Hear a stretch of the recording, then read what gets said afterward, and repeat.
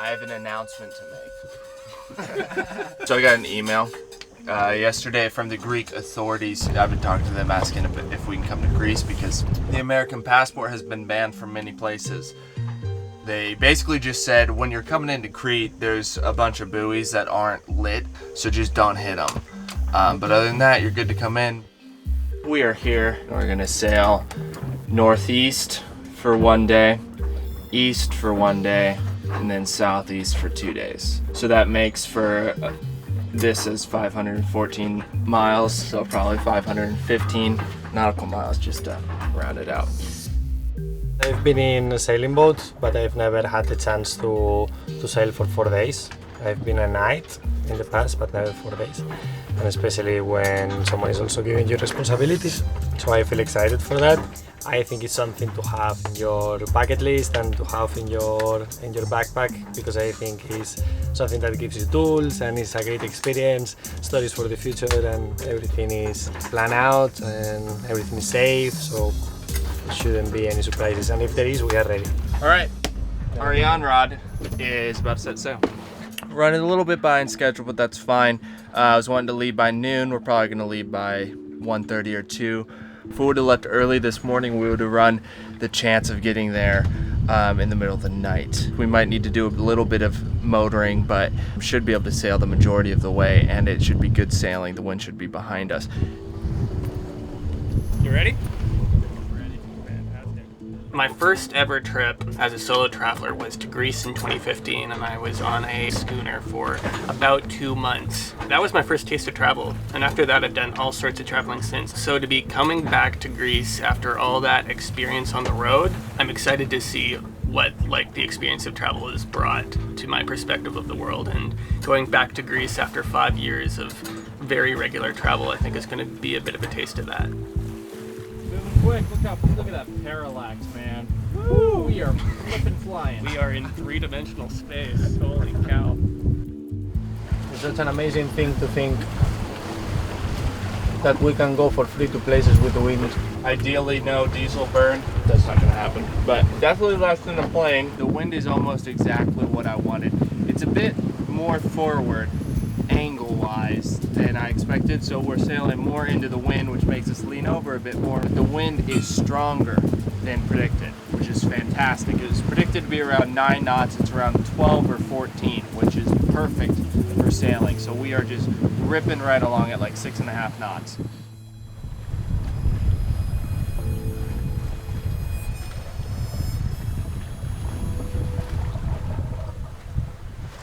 Just realized that we are already pretty far from Malta, so I only see sea, 360 degrees, and it's the first day.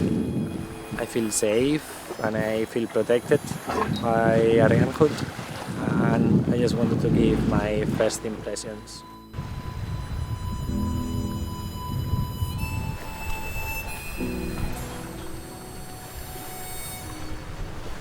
7.4 knots. Yeah, on that third. Oh. Yes. No. This is crazy. 6.5. 6.5 knots. I like the being out at sea and being disconnected. You know, in modern day society, you don't get the opportunity to just completely disconnect from the digital world and be self-reliant for a period of time unless you have a cabin in the woods, a sailboat, or you go camping. You're always connected. But once you're out in the water, you're just out there. We live in such a complicated and confusing world now that the constant overwhelm of information and input brings on anxiety and all sorts of different things. So having periods of times where you just go back to the basics, just point A to point B, that's it. It simplifies life to that. Are you gonna go filming it? Do I look pretty? I thought that I saw the brightest stars of my life in the desert, but I can say that I think open sea has the brightest. I didn't know if it was Jupiter or Venus, but it was really bright. I mean, it was illuminating like the moon, the whole sea. and I saw so many shooting stars. I love this. Like at the beginning is you enter into the boat and you see all these ropes and you see all the mechanisms, and it's like going to China and not really understanding what they are talking about, you know. But then after being a month here, you start to get familiar with things. I was practicing knots for an hour with this, and this is the same thing, the same way in which we tie the knots in the freediving buoys. So I felt really proud of myself that I knew at least one. The rest you teach them to me. So I was just practicing for an hour. I didn't want to fall asleep, so I was just practicing knots and imagining situations in which I would use the knots. I spend so much time on the internet, I spend so much time on computers, and having that period of time where it's just a complete disconnect, I think is really helpful. That rhythm, that simplicity, the clear goal, it's like, okay, we're sailing to Greece, we just need to get there safely now. I think that's just really important considering how our ancestors lived before modern society, living in villages or living in tribes, or even before that. It was a very simplistic way of living, and that is built into our DNA. We need that to some degree.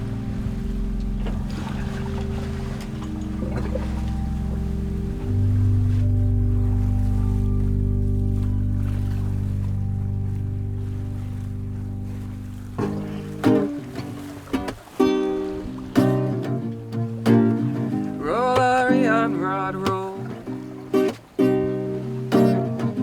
Arianrhod, roll. Through the sleet and the rain, we will roar this refrain. Roll, Arianrhod, roll. She was built on the coast of the land of the free, found 40 years young in a foreign blue sea. There was work to be done with potential ahead, in the blood and the sweat and the fears that we shed. But we cleaned up her decks, we varnished her rails, we took in her lines and we trimmed in her sails. Set course for the night, and as green as we were, she trusted in us, so we trusted in her. Roll, Arianrhod, roll. Roll, Arianrhod, roll. Through the sleet and the rain, we shall roar this refrain. Roll, Arianrhod, roll. You've got the clear goal, which is get from point A to point B, and then you've got the adaptation that happens in between. And yeah, when you're sailing, you're constantly making decisions of, do we leave the sails as they are? Do we adjust the sails? Is the wind adjusting? Is the sea adjusting? Do we need to make any change to how we're navigating the boat? On a 5-day sail like that in the Mediterranean Sea, it's inevitable. You're gonna have to adjust the sails and adapt. So there's still decisions that need to be made, but it's still, the goal is clear. It's point A to point B safely.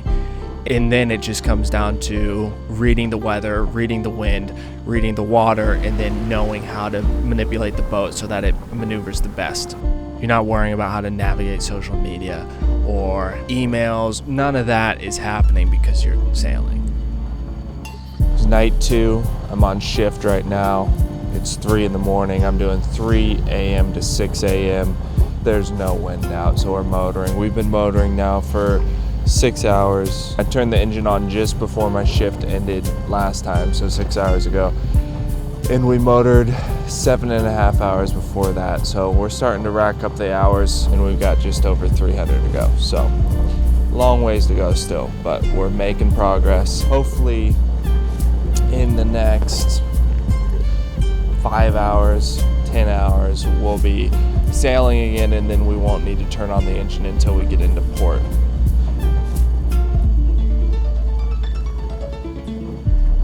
Sailors of old, they didn't have weather forecasting, so they just set sails when the wind was good and hoped that it held out. If it didn't, they just dealt with that, and they either rode or they waited and were becalmed.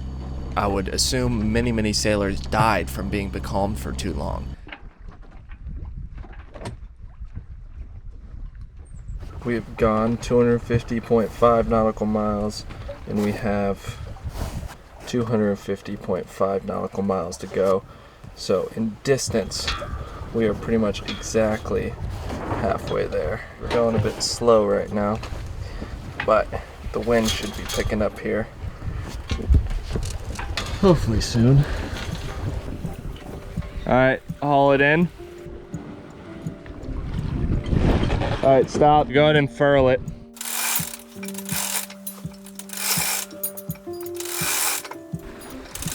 Let the sheet out. Haul in on the furling line. All right, stop.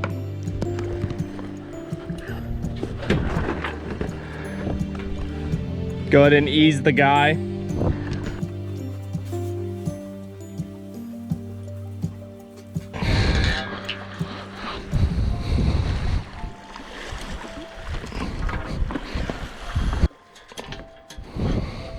You could look at a wind that's blowing good and be like, oh yeah, this is a good one, let's go start sailing, and then an hour later it could be gone. And so sailing like that, it's just, I don't know how they did it, because that is really just, I don't know, an act of faith or just taking the chance. But that's how they did it for forever, until we had weather forecasting, and then until we had accurate weather forecasting. And still, weather forecasting is not particularly accurate. But I mean, luckily we have engines, so you can actually still make the same speed as you would be sailing. That's really nice. He's the danger. 2 million each, please. Just like that. Nacho. You're working in shifts, right? So you're working in 3-hour shifts. You have 3 hours on and then 6 hours off. With 3 people, it cycles the shift that you get. So you don't always have midnight to 3 a.m. every single day. The next day you have 3 a.m. to 6 a.m. and then the next day you have 6 a.m. to 9 a.m. Then everybody gets to see the sunrise and everybody gets to see the sunset. By doing that, everybody has a shift in the night. ¿Qué estás haciendo? Spaghettis con pesto, jamón serrano, sun-dried tomatoes, and pesto. You end up, I don't know, you end up experiencing the full spin of the earth. I don't really know how to explain it. It's like when you start your shift, you look out at the stars and you see the position of the stars and you see, okay, we're headed towards this star. And then about an hour in, you look and you go, well, the stars have moved. It puts you into the solar system in a way that I'm not sure that camping does. If you're camping, maybe you watch the sun go down and you stay up late and then you go to sleep and then you wake up and either the sun's coming up or the sun's already up. During a night watch, it's not like you're sitting there talking to somebody, or you don't have a fire to look at like you do when you're camping. And so the stars take center stage and they are very present when you're out there in the night.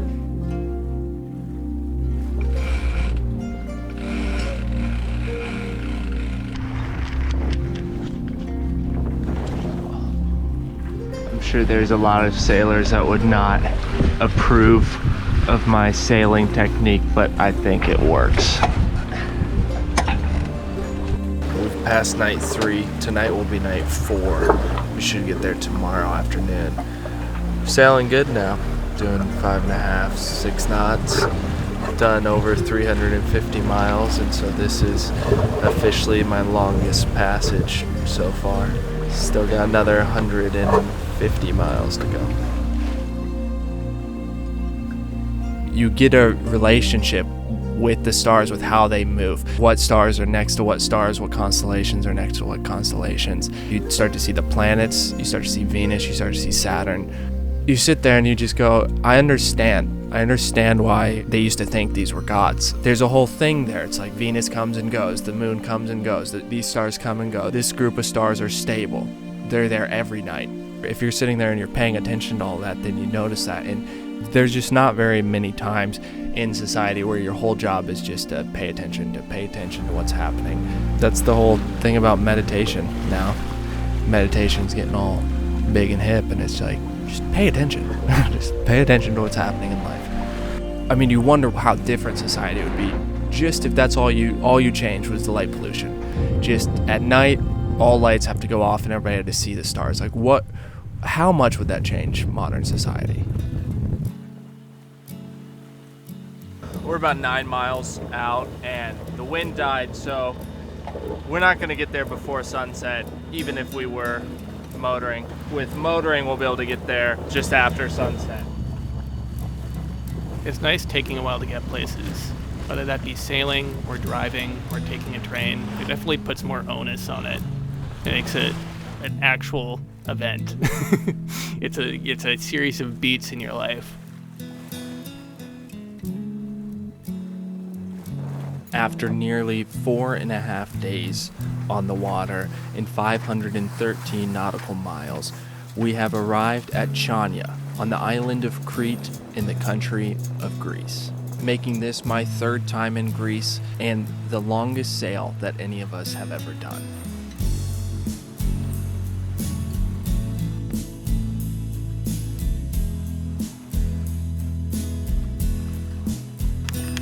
Well done. We dog with some system, huh? That was pretty damn smooth. Good job. Not bad. After 4 days out on the water, worked pretty sweet. Thank you for watching. If you enjoyed this video, subscribe, and if you would like to, share it with a friend. If you really love what we make here on this channel, consider supporting on Patreon. You can check out the link in the description to pop on over to the Patreon page. Back in Greece. Coming up in Greece, baby. Big love. Have a great week.